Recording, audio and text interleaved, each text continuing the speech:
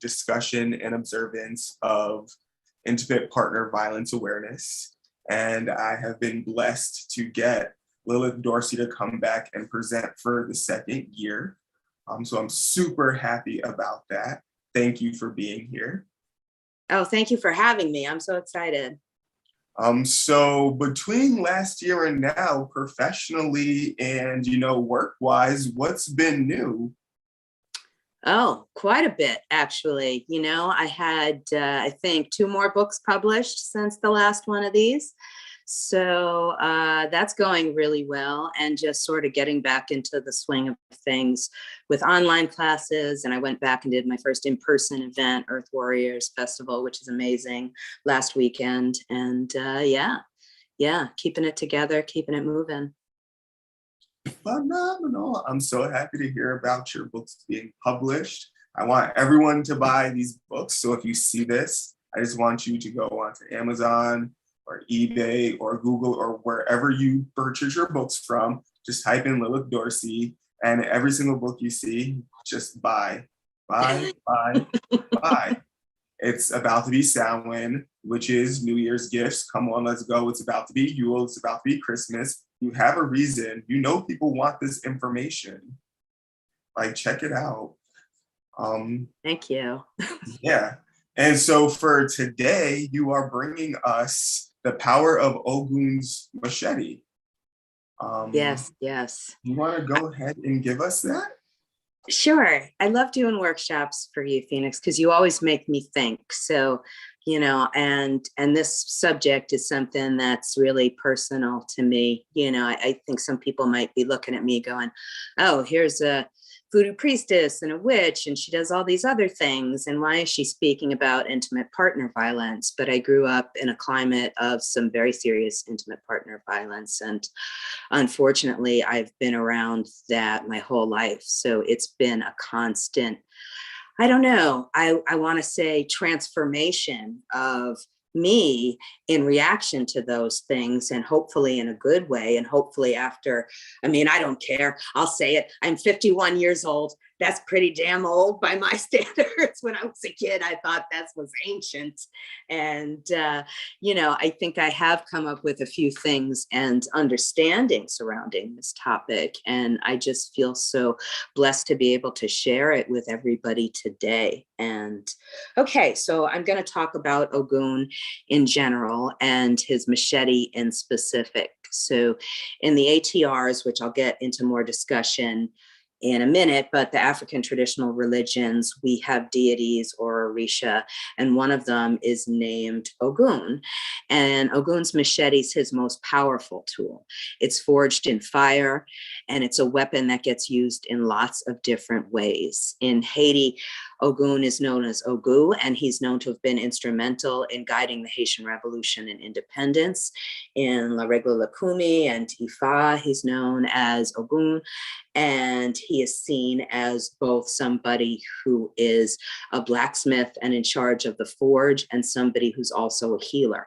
So we're going to talk about that transformative power that he has in that way. But in a lot of ways, I think more than the other orisha, he sort of typifies this energy of violence / aggression and what that means and how that fits into society.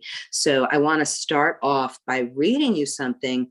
And this is something that a lot of people don't know. When Priestess Miriam and Priest Ashwan first started the New Orleans Voodoo Spiritual Temple, which I'm part of, there were 3 temple drummers. One was Louis Martinet, who was the co-author of the New Orleans Voodoo Tarot and a very famous New Orleans voodoo drummer. He now lives in Cincinnati, in case anybody's out there that way. And 2 drummers that were both named Luis, and they were both Cuban Santeros. And one of them, Luis Manuel Nunez, wrote a book on Santeria called Simply Santeria, and you can get it. Unfortunately, he's no longer with us, but you can still get the book online. And I'm going to read one of the sacred stories about Ogun so we can kind of understand where his aggression and where this assignation of violence in him as a sort of mythic figure, somebody that we understand and learn lessons from is given. And this is something that Luis wrote before he died. And it's an apataki or pataki, a sacred story about Ogun. For as long as anyone can remember, for as long as there is memory, Ogun and Shango have been enemies. The way it is told by some, their hatred goes back to their childhood. It is said that unfortunately, Ogun had non-consensual sex with his mother. This incestuous relationship took the mother's affections away from the family and caused her to sort of downward spiral, as it might be understood. Shango was Ogun's younger brother at this time, and he grew up and he found out about this, and he decided to take vengeance. And Ogun and Oya at this time were lovers, and Shango wanted and watched Ogun's house until he saw that Oya was left alone. And he went to the door, and being a strong and fierce warrior, he had no difficulty knocking it down. He went in and he grabbed Oya, and he ignored her protests. "You're coming with me. You're going to be my woman." And when Ogun returned, he searched the house for Oya. The neighbors told him what had happened. Furious, Ogun ran into Shango's house. Shango had been with Oya, and his sexual prowess had made her fall madly in love with him. This is obviously also problematic, but this is how the story goes. Ogun hammered on Shango's door. Shango stuck his head out the window. "What do you want?" "I want my wife back," yelled Ogun. "Well, let's see if she wants to go with you," said Shango. And Oya leaned out the window. "What do you want, little man? Go back home. I'm quite happy here." Ogun's face got fiery red and his throat swelled like a bull's. "He's put a spell on you," he shouted. "I don't care if he is the god of thunder. I'm going to make you mine again and destroy him." And Oya and Shango's laughter was his answer. And Ogun and Shango have been mortal enemies ever since. So there's lots of different variations of this story, but you do get this, that he's kind of rapey in a lot of different variations. You've got that he has this primal aggression that he can sometimes channel into another way, but sometimes also explodes and either turns inward on himself or turns outward into other, unfortunately, violent manifestations with those around him. We see this, and he has a propensity for alcohol. There's one story where he gets very, very violent and hurts a lot of people under an alcoholic binge. We've seen stories where he hurts himself or isolates. There's a lot of stories about him in solitude. When we hear the stories about him in solitude, it's usually deep in the jungle, and he's working on his forge, and he's working to make these weapons. And he has sacred dogs that go with him, sort of his companions. And this always made me laugh. And I'm going to talk a little bit about this more later. But when I started in Haitian voodoo, my priestess was someone named Bonnie Devlin. And Bonnie Devlin was an Ogun priestess. She was also a Haitian mambo, a gros mambo, and a master drummer. And she lived out in Provincetown in the woods with her two dogs. And they were rescue dogs. And nobody else but Bonnie could get near them because they'd had traumatic experiences and things like that. So she spent most of her time, during the week out there, and then she would go and work on her ministry. She was also a UU minister. She went to Harvard, and she would work on her ministry on the weekends and do things for the community remotely when she could. So this totally struck me as a parallel to this Ogun type of energy, this isolation, this type of turning inward on oneself in this way that could still bring goodness to the community and other things for the community, but also allowed her to have her necessary boundaries, which is so much of when we talk about Ogun and his sacred machete. It's about creating those healthy boundaries in order to make sure that when we have to deal with these feelings of aggression or these feelings of anger, that they stay in the proper place, as opposed to, again, hurting oneself or being outward. So this to me was something that I found really fascinating in dealing with Bonnie. And I'll tell you a short little story about me and Bonnie. There was one time I mentioned she was a UU minister, and I was doing workshops at the UU church. We had a spirituality center, and I was teaching, I think, tarot and astrology and some other things there, and other people taught yoga, all these things as you do. And I was in a yoga class one Saturday, and it wasn't Bonnie who was teaching, it was a different presenter, but I was teaching the yoga class, and I had set up a altar show in the room where they were having the yoga class. So it was also kind of an art gallery where people could hang things. And I really wanted people to be able to see some of these sacred spaces that we create in the African traditional religions. There's a wonderful book by Donald Constantino out of, I believe, the University of Southern California. He did a giant voodoo show of art and altars and things like that. So I was kind of vibing off that and doing one here at the church. So I had a large Ogun set up at the church, and we're doing the yoga class. And this woman right in front of the Ogun altar starts barking like a dog. Now, okay. I've seen a lot of things in yoga class, but that was the first time without any prompting that I saw somebody barking like a dog. And we were like, what the hell is going on here? And I knew it had something definitely to do with Ogun. And Bonnie was in the space because it was also the church, and she was there in the office working, and she came and saw the woman, and we blessed her with Ogun's tools, and we did some of the songs and sort of cleansings for that woman in that moment. And as soon as we were finished, we got the call on the church phone that the woman's husband had been in a major car accident, and the car was completely totaled, but the woman's husband was fine. So you've got this kind of place where there is this massive accident, massive destruction, but with the help of Ogun, we could transform it into an experience that, instead of it being horrendously negative, that it was still something that the woman was able to sort of process and get through in the moment, and also her husband was able to live through in the moment. And that's something that I'll never forget, because I think it was very vivid in speaking about this kind of great destructive energy that can come with Ogun, but also the healing energy that we can find on the flip side of it. Like I was talking about, him being simultaneously a healer and also somebody who can work as a warrior and a protector for the community. So I was mentioning my new books. This is one of them, Voodoo and African Traditional Religion. It is technically a reprint of my first book, but it's also a completely new book. I rewrote the whole thing. Anyone who's seen it and compared it to the old book knows it's a completely new book, because it came out 14 years later, and a lot of stuff has happened in 14 years, especially in the traditions. But in here, I write about Ogu, which is what he's called in West Africa among the Yoruba people, or Gu even sometimes, and how his original worship back there is still practiced today. Ogu, the god of warfare, and the ashe of iron is Ogu or Ogun. He's the owner of the gun, the knife, the razor, the police, and the law, metal, driving, and even more. So you see this parallel between the fact that, you know, the woman's husband was on the road and in the car and things like that. Even actual swords or machetes are called gu or gubasa after Ogun. So it's that this metal, this knife, this cutting implement, this force of both healing and destruction, this force for the community, for good or evil, is actually named after Ogun. People in Africa, they will swear, they give in the choice to either swear on the Bible in court or swear on a piece of iron for Ogun. So it's definitely no joke. People take this seriously. They don't want Ogun coming for them, and they understand the power of these weapons and the iron inherently. Inherently fierce and terrible, he therefore occupies a marginal place in society.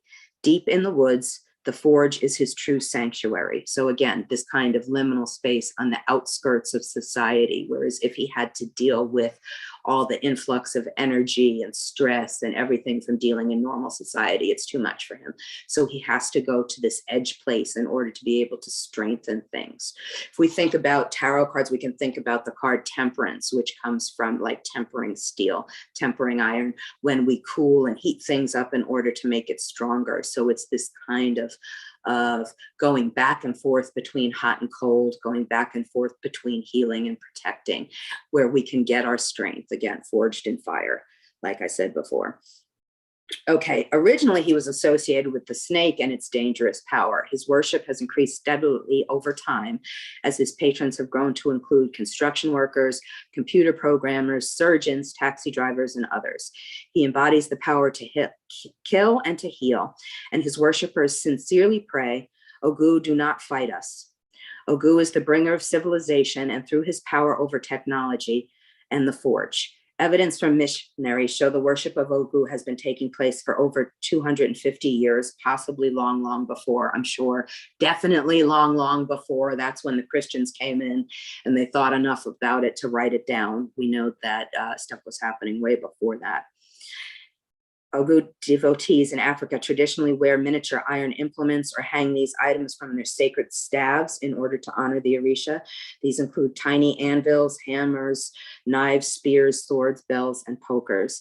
The shrines for Ogun among the Yoruba feature his colors of white or red, and offerings of sacrificial meat of chicken, snail, elephant's tail, and rum are sometimes left. His ritual area is often the forest or the railroad track, and it is at these sites where his ritual offerings should be placed. So again, we've got these spaces of iron, as in the railroad tracks. When I talk a little bit more about New Orleans voodoo, that's a place where we really see Ogun manifest here in the city of New Orleans, and with Louisiana and Creole voodoo being this space again of transportation, of sort of in between things, a place of strength, but also a place of fluidity, a place of passage, a place of transformation. So it's sort of all of these things coming together over and over again.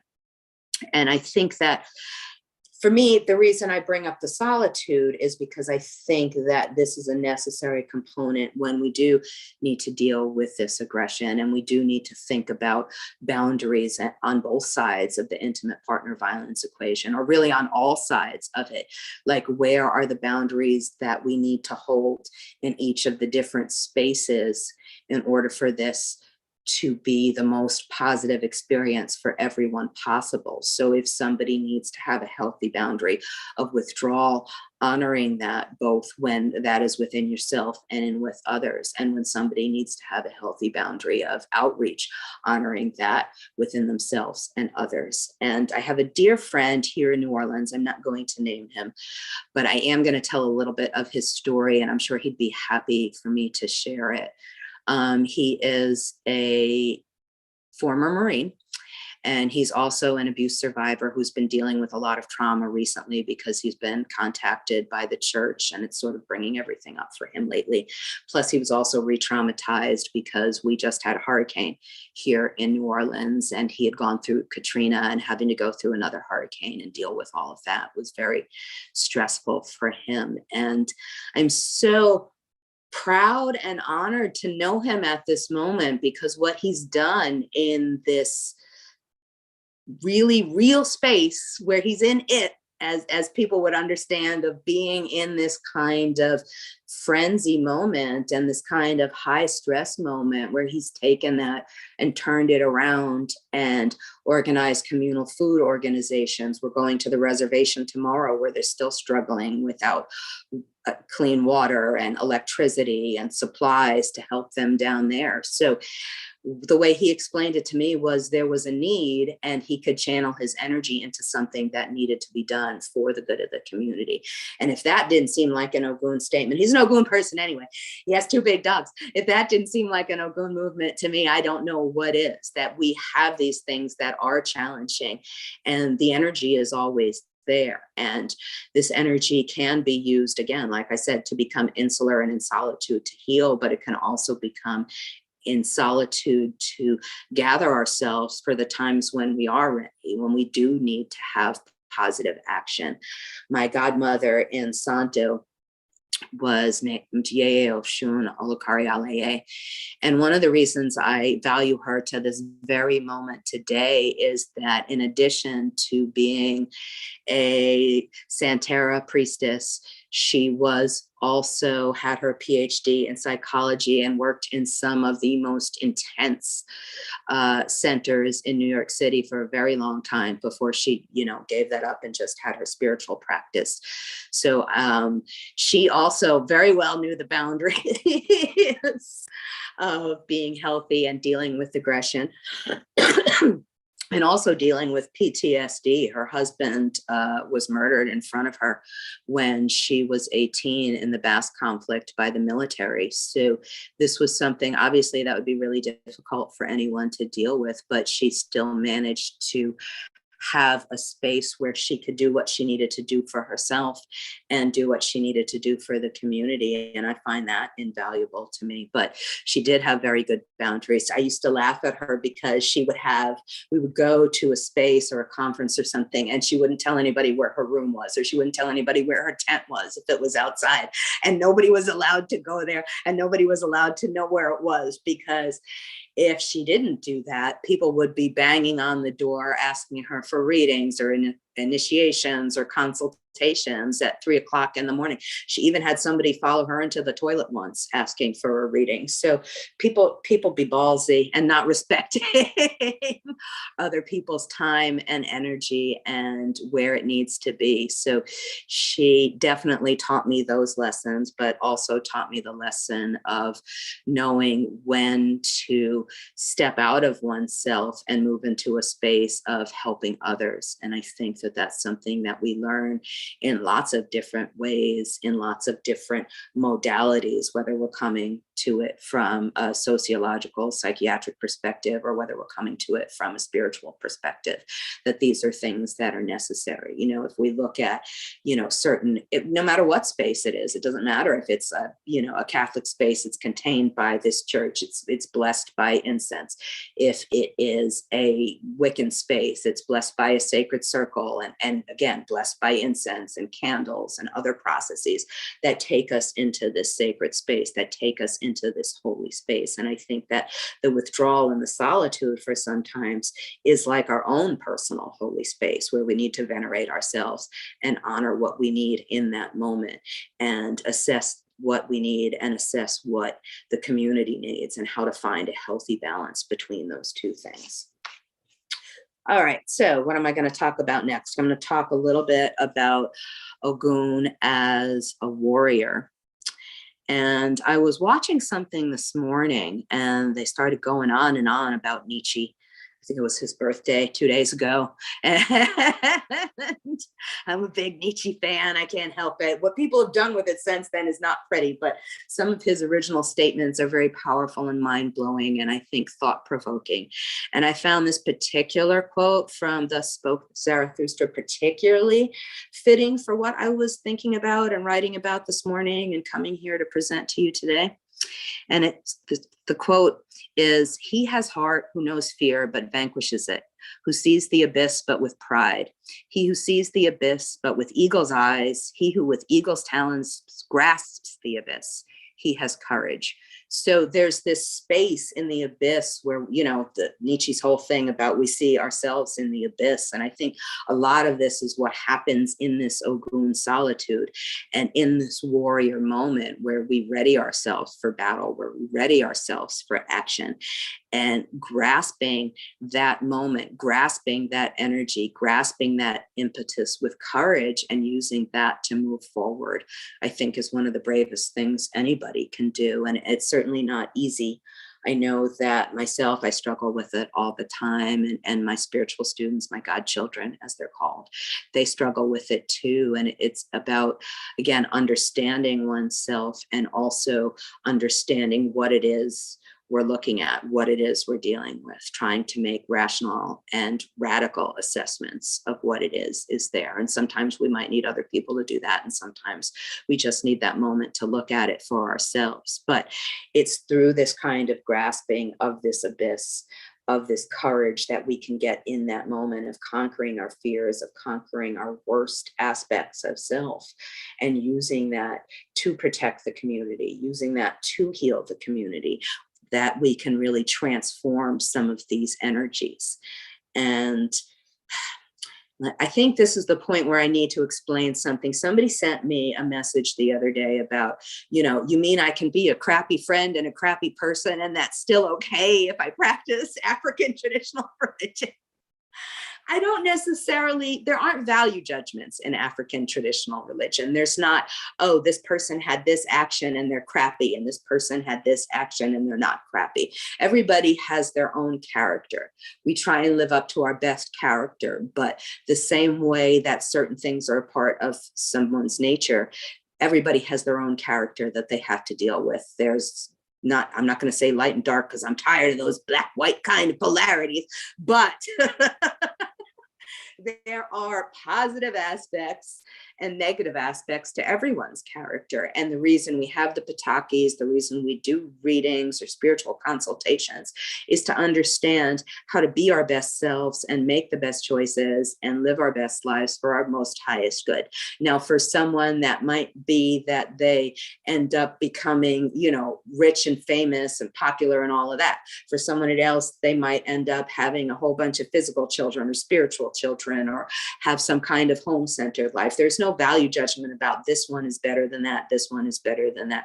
There's no value judgment, as you just saw on the thing about oh, okay, I'm going to sleep with somebody else's wife. There's not value judgments about things like that. This is part of a person's character, and we have to deal with that part of a person's character. So I think the person who said that was being a little bit reductionist, that I can be a bad person and it's still okay. But we all strive to recognize what our character is and behaving appropriately in all the circumstances we might find ourselves in, and moving forward in the best way possible with those things so that we can be the best people we can be. When I do readings, I usually, recommend that people throw in, what should I do in this situation for my most highest good? So my most highest good is going to be different than your most highest good, or the person across the street's most highest good, because we're different people. We have different DNA, we have different circumstances, even though physically we might be, in the same space, or mentally we might be in the same space. We each have our own destiny, and it's about aligning ourselves with that destiny in the best way possible so things go smoothly. When people talk about Ogun being a warrior and his machete, the way they talk about how he assists the smoothness of the process towards one's destiny is in the fact that he is one of the three warriors. And anybody who's used to Santo or Santeria, as it's more commonly known, knows that one of the first initiations you get, one of the first sacred tools you get, is the warriors. And again, depending on the house, it's usually comes with your first, maybe second or third initiation, and you get a set of warriors, and those are representative of Elegua, Ogun, and Ochosi.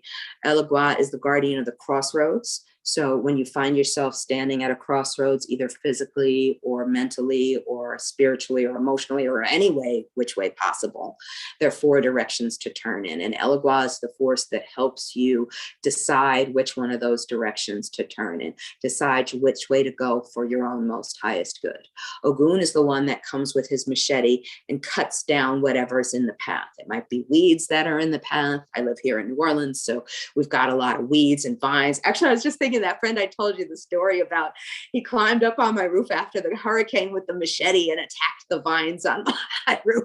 And he said it was a spiritual experience because the vines were hanging on like nothing else he had ever seen, and had also saved my house by holding this giant log up in the air rather than have it fall on the roof. So I think that's funny now in this moment. But the machete can be used to cut down things that are unnecessary, and also used to cut down people that are unnecessary. And I don't mean that like chop their heads off. I mean that some people who are detrimental to you need to be moved out of your life. Some people that are standing in the way of your progress with negativizing or, just haters. They need to get out of the way. So Ogun can help you do that as well. And then he has his aspect of healing things that are holding you back. Maybe it's things that are physical things that are holding you back. Maybe it's things that are emotional or any other things that need to be healed in order for you to move forward. But Ogun is an integral part of this process of going through this journey. Ochosi comes in as the other brother that shows up at the end and guides you down the path towards your proper destiny. So the reason that this is one of the first initiations, one of the first spiritual tools that you get, is because you need to know which way to go. And even if you know which way to go, you need to have something to clear everything out of your path. And even if it's all cleared out of your path, you still need to have that right mind and know where it is you're headed. that is special and unique to you, where you're going to be most prosperous and most successful. So there's this sort of 3-step process, and Ogun is right sitting in the middle of that. They say that he's brothers with Elgwa and Ochosi, and they all work together. So again, even though he's off in the woods by himself with the forge for a whole bunch of the time, he does come together with his brothers in that moment, in these sacred tools that sit next to each other in the sacred space, in the sacred shrines, in the home, and work together to protect the home and to protect the person that's living there and taking care of them, so they live their best life and become their best self. So there's this Ogun warrior that balances those two things back and forth in between all of that, and also allows the situation to be transformed in a positive way. Sometimes, I mean, I'm a big weed person, and, all irony intended, but there are times when you're trying to go down the road and maybe there are a lot of weeds planted there, but that's to help with erosion, or it's to help butterflies, or it's to help the ecosphere. But if I'm trying to get down that path, I don't want a giant banana tree in my road. I don't need it there right now, because we now have another agenda that's happening. So again, it's about this balance. How much of a space do I need to carve out for my own life, and how much of a space needs to be reserved as wild for the rest of the things that are in my environment to thrive as well, and to be able to support me in the way that I need them to support me. So again, there's this balance. If I cut down all the weeds in my yard, I have a yard that floods because it's New Orleans and it's the swamp, and I was stupid enough to buy a house without seeing it first. So I have lots of water that comes into my backyard. My initial thing would be, as my neighbors do, to go out and cut everything down, or to spray it with herbicide, or to put grass in there. What's going to happen then is all the nutrients, all the water that was being sucked up by those weeds are going to become mud, and it's not going to go anywhere, and it's going to get stagnant, and it's going to get mosquitoes, and it's going to get dirty. So again, I needed to be mindful before I cleared all of that. What needs to be okay enough for me, and what needs to still be there in order to sustain the rest of the life that's around me, and the rest of the life that also deserves a place here. So Ogun is very instrumental in that balance. Now, how do we get Ogun as a healer? I mentioned before that he was very kind of instrumental in the Haitian Revolution. And in Haiti, Ogun is referred to, there's lots of different paths of Ogun. He's not an Orisha. In Haiti, the deities or entities there are called Loa, L-O-A, or L-W-A. It's pronounced the same way, Loa. And Ogun is one of those aspects of Ogun is Ogun Balindo, and Ogun Balindo is seen as a healer. He's seen as a doctor. So here we get the machete transformed into a scalpel. Now, and I was thinking a lot about this morning. If you think about surgery just in general, and medicine in specific, if that's a backwards way of thinking about it, but that's how we're going to look at it today. You have these certain instances where you have to get the poison out. A friend of mine called me the other day, told me he was bit by a brown recluse, had to go to the doctor, his whole leg's going necrotic. So if you don't take that out, if you don't get that poison out of there, if you don't use those sacred tools like a scalpel or some other thing like that, he could have lost his leg. He could have gotten blood poisoning and died. He's, how old is he? 28, So there's times when we need that knife to be a healing tool. It's not always necessarily going to be something that's there just to cut down weeds. It's there that's also through surgery, through medicine, they're used to cut out actual physical infections that are in our body. I watch some of these, like, I'm such a whore for reality television. I can't help it. I watch like My 600-Pound Life and everything like that, and they go in there and they do the surgery.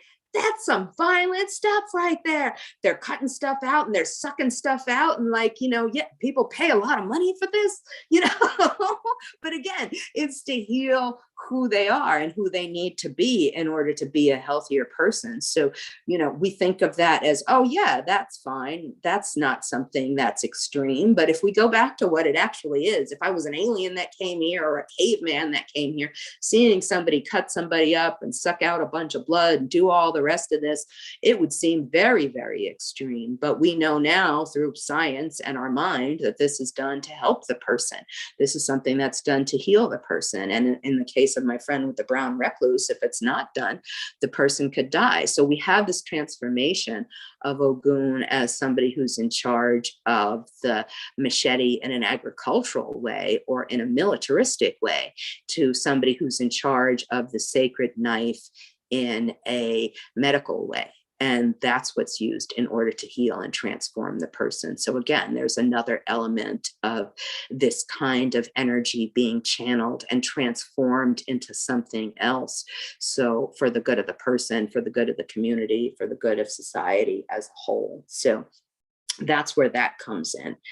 And I want to talk also a little bit about the fact that he has dogs. Anybody who follows me on social media knows I just got a new foster dog, and she's very cute. She has little bows in her hair now. I didn't do it. We took her to the groomer and they put the bows in there. But Ogun always had dogs. I always think of him as having like pit bulls or German shepherds, like my friend who I was just talking about. But to me, all dogs are Ogun. And I have the teeniest little dog. She's blind and deaf. She bumps into things. It's like very silly. And I started thinking about Ogun and dogs, and because she's blind and deaf, I have to give her eye drops. When I have to give this dog her eye drops, she turns into crazy demon dog. So my little teeny dog that can't be 8 pounds soaking wet will scratch and claw and growl and whatever at me in this moment, like the little feisty fighter that she is. So again, we have this duality of something that's very healing. People think of dogs as healing. They know it's known to lower our blood pressure. It's known to help calm us down. They're supposed to improve the quality of life. But like most beasties, they are beasties at heart. And if pushed in the right direction or the wrong direction, or the certain particular direction that will produce these aggressive results, you will produce these aggressive results. The same is true about pit bulls. Anybody who's ever had a pit knows that they can be some of the sweetest dogs, but we've also seen the news where pushed in the wrong direction, they can be some of the most aggressive dogs, and people can be in really negative situations with these animals. So again, it's this volatile energy that we can use to heal, we can use to comfort ourselves, we can use for protection, but in another outlet, in another arena, it can manifest in an aggressive way, in a way that is violent and unpleasant for everybody concerned. So I just think that's another interesting aspect of the fact that Ogun is always seen with his dogs. It's kind of like he has that canine type of character that can be calm, but if in a challenged situation, if pushed to the wrong place, will become aggressive and snap. I used to do events. One of the events that I did, the woman had dogs. I don't know why she did this. She had an event where everybody could bring their dogs. So you can imagine this is just waiting for trouble. Now, I love dogs, but a bunch of dogs at an event, a camping event outside where people are all over the place, it's like waiting for problems to happen. And that's why most events say don't bring your animals. But so this was a dog-friendly event, and I was with the organizer, and we got the call on the security radio that someone had gotten bitten in the face by a pit bull, actually, speaking of pit bulls again. And we get down, this woman, she's no longer with us, but we got there and she looked at the person who was bitten and she went, "What did you do?" And I was like, oh my gosh, we're all going to get sued. This is what's going to happen. I can't believe that's what she said. Not, "I'm sorry, ma'am, you need to go ask, but what did you do?" But the woman, hey, props to her. The woman went, "I stuck my face in. I didn't know the dog. I approached it in an aggressive manner and it fought back. And it was my fault, not the dog's. And I'm going to the hospital now." So again, we've got this kind of clear boundaries. There's a way that you approach people. There's a way that you approach animals. There's a way that you approach yourself when you're feeling tender or not necessarily up to your even keel self. And that brings me up to another point that I wanted to talk about. And so much of what I've been talking about today has to do with dualities. And I think that it's easier to talk about things in dualisms or polarities like that.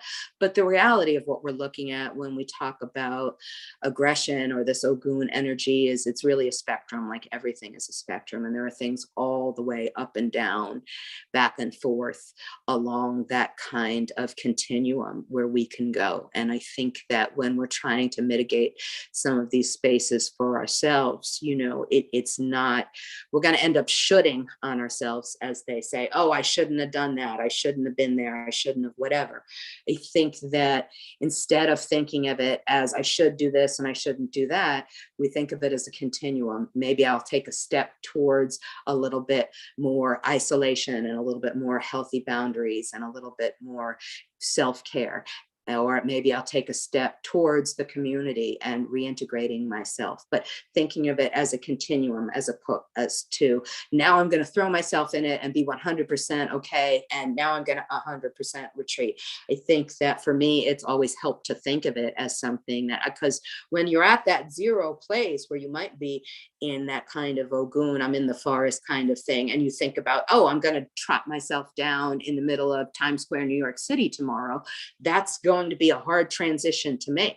Maybe I will stop off in Pittsburgh, or maybe I'll stop off somewhere else in a smaller city along the way.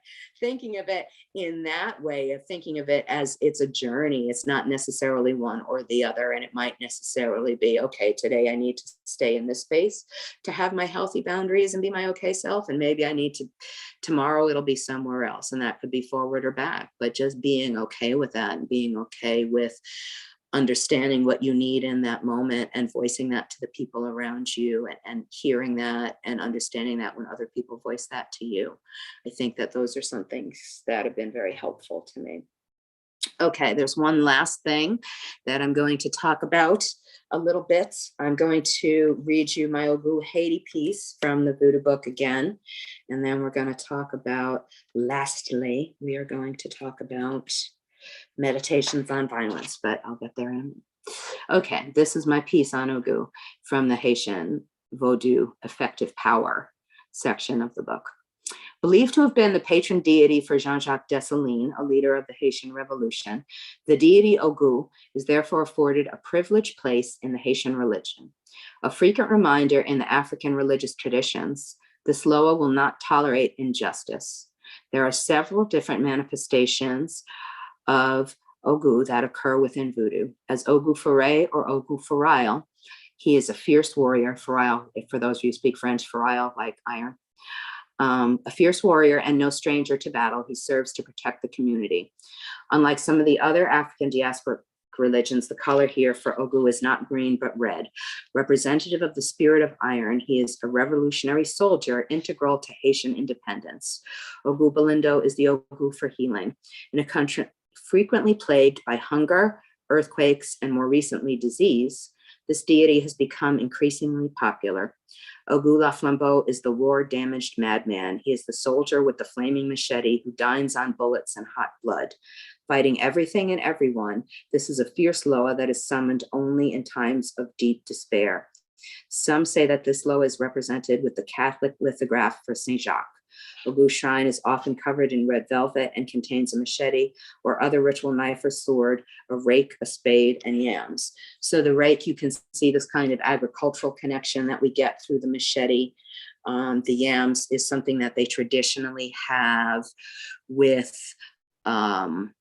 offerings in Africa. They usually, what they do is they put red palm oil on that to symbolize blood. I think that was one of the things we did for that woman who was barking in the yoga class, was to pour out some red palm oil as representative of blood in the situation, so no other blood needed to be spilled in the situation. That was happening with her husband and the car accident. But as you see, because it was this independent thing, you've got this much more heavily focused kind of energy on Ogu down in Haitian Vodou. In New Orleans Voodoo, like I said, I was going to talk about before, we have a really strong connection between Ogu and a folk hero called Annie Christmas. which is funny. If you look about Annie Christmas now, most of what you'll find about Annie Christmas is sort of children's literature. I think this is where people tend to sneak these sort of folk heroes back into our common sort of mindset. And I suppose better than nothing. That's my COVID motto, better than nothing. So you get these images of her, but she was some people say she was an engineer. Some people say she was a keels woman on the steamboats here in New Orleans. She's said to stand over 6 feet tall. There's a lot of gender fluidity going on with Annie Christmas. She is said to have been like as strong as any of her male counterparts. It said she used to, if anybody was being abusive in situations to their partners, it was said that she would punch them out and pull their teeth out. And she wore these like a necklace around her.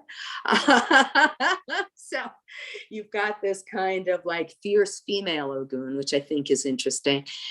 You don't get it too often, but you do get it sometimes. And I think that's fascinating. And she's, as I said, somebody who's still revered today. It was also said that this part of the story is probably true, that she saved all these people that were drowning on the steamboat because of some rich person's, bad decisions and poor planning.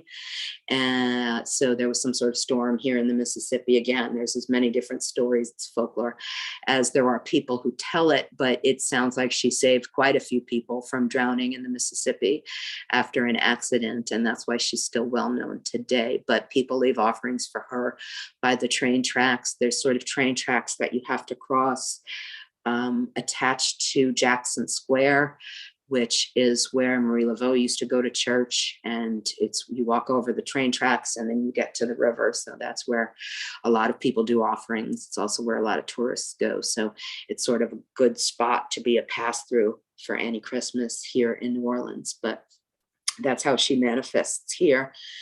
Everything in New Orleans is a little different. So that's how that goes. All right. So I said I was going to end on talking a little bit about meditations on violence. I do recommend that if anybody has not seen it. Meditations on Violence is a experimental video piece by Maya Deren, who most people know as an experimental filmmaker who went to NYU and made films in the 50s and 60s and 70s. She was also a theorist. She was also a dancer. And her Meditations on Violence film was done in conjunction with her husband, who was a martial artist. So it explores some of the spiritual ways through movement in channeling aggression and violence in a sort of more of a dance type way. And also, since I said she was a voodoo priestess, it also incorporates some of that magic through movement. She did do a documentary about Haitian voodoo that was never edited during her lifetime, but her husband put together after her death. And that's called Divine Horseman. That's very famous. Yeah. And it does show some of those intense possession experiences and some of those things with Ogun. But I do find it fascinating that she was sort of really fascinated by this idea of capturing movement that was not only movement for aggression, movement for defense, but also movement for protection and for self-defense. And there's a way in which she slows it down and repeats it in that film that allows you to, again, see the transformation that I think I've been talking about here in a lot of different ways, this sort of transformation from aggression to protection to healing to creativity, and how it goes fluidly back through all of those things. So that's about all I have to say. Are there any questions? I know I've got left 10 minutes for questions. Yeah, so I was doing some thinking while you were telling some of the stories, and the first thought that I had that popped up to me was the way that like violence and aggression was contagious between the two initial, and that one egregious act definitely led to another one, even if the outcome of that was like, well, I guess now that we're here, this is where it's at. I think that is a lasting impact that is appropriate to highlight. Yes. Doing these things, like, it's going to have an impact that's going to come back and it's going to be felt. Yes, definitely. Definitely. Consequences are an idea. Definitely. And you're right. It is contagious. It does seem to spiral. There does seem to be these things. There's other stories that other Pataki teaching stories that talk about, there's one about menstruating women that try and take over the world because they're so powerful, because that's the time that they're sort of bleeding and spiritually regenerating, and they try and take over the world. And Ogun goes and tries to fight them, and they're just like, screw you. And they try even harder to take over the world. And in the end, the only one who can pacify them is Oshun. And again, she comes with this dance. She comes with her sweetness. She comes with her love. And they think she's so beautiful that she follows them. So there's times where if you meet aggression with aggression, there's going to be even more kind of, like you said, it's going to spiral out of control. And there's going to be consequences that not everybody necessarily wants to deal with. So, yeah. Yes. And then when you were talking about the process of being okay, a little bit towards the end, you heard about sometimes you have to, take a few steps back and be okay there. Sometimes you're moving forward and, you be okay there, you feel better there. And that reminded me immediately about how you make steel stronger. And sometimes you heat it up, sometimes you cool it down, sometimes you have to heat it up again, sometimes you have to cool it down again. And all the while it's getting the snot beat out of it. And yes, just what it is until it's done, until it's shiny, until the steel is what it's going to be. Like, that's just the process. And there is no choice but to be okay there and do that radical acceptance and like be one with the process, maybe even. Yeah, I think so. Definitely. I mean, I'm not going to go back to, what doesn't kill us make us stronger, but there is this kind of, and that's not Kanye, by the way, but anyway. For anybody who thought I would never quote Kanye, I still have not. He stole that. But that is how it works. You're right. That is how you make it stronger. And there's no shortcut. It's not like I can go, oh yeah, I'm going to make this strongest tempered steel without tempering it. You can't make tempered steel without tempering it. You can't make something that's that strong. You can't make something that's that protective, and you can't move forward either. Like my anthropologist brain is going, until they learned how to do this, society was stuck. It's not only that they couldn't have weapons, they couldn't have tools. They couldn't have effective tools either. So we all would have been stuck not going forward if we hadn't figured this out, that sometimes things need to go up, down, back and forth in order to get stronger and in order to progress in the long run, civilization, not just the individual. Mm-hmm. And so that, I think, accidentally underscores a hint of the need for patience and being, a fiery god and, with aggression and like fast movement. Having patience as an undertow might not be something that's like well expected or like that you go to immediately. But throughout these stories, it does sound like there is an extreme level of patience that has to happen in order to do any of the work that Ogun calls to do. Building and fortifying a community and making it strong, dealing with the various things that happen, with that leave us vulnerable to, stronger forces of nature. It takes patience and fortitude and like a system to get good at that. Oh, yeah, definitely. You said patience and fortitude. Those are the names of the lions in front of the New York Public Library in Manhattan. I'm a New Yorker by heart. So I used to go, and if I was having a hard time with something, I would go and leave offerings for patience and fortitude. Love it. I would, because it's so important. You know what I mean? It really is. You need both of those things. And I would like to say, oh yeah, you could figure out patience and fortitude when you were 10 or 20 or 30 or 40. But, the older I get, the more I realize everyone has struggles with patience and fortitude. It's a lifelong process. It's part of being a human being, and I wish I had more patience. I mean, I'm an Aries. We're like, we don't have patience for anything, you know, but what are, like you said about before though, what are the consequences if we're not patient in this situation? If we're not patient, things could end up worse than if we just sat in that moment in stillness and saw what happened. That story about Ogun going and trying to fight the women, you know, that if he had just sat back and waited for somebody else to handle it, it would have been taken care of. But meeting it with the aggression, going out in that kind of rushing way, it's not producing the desired results. Yeah, some wisdom. Thank you so much. Oh, thank you. Yay. Okay. And so it doesn't look like there are any other questions. So with that, thank you so, so much for blessing this with your offering. Yay. Yay. No, this was such a joy. I love doing these, and I think it's I think it's great. Thank you. Yay.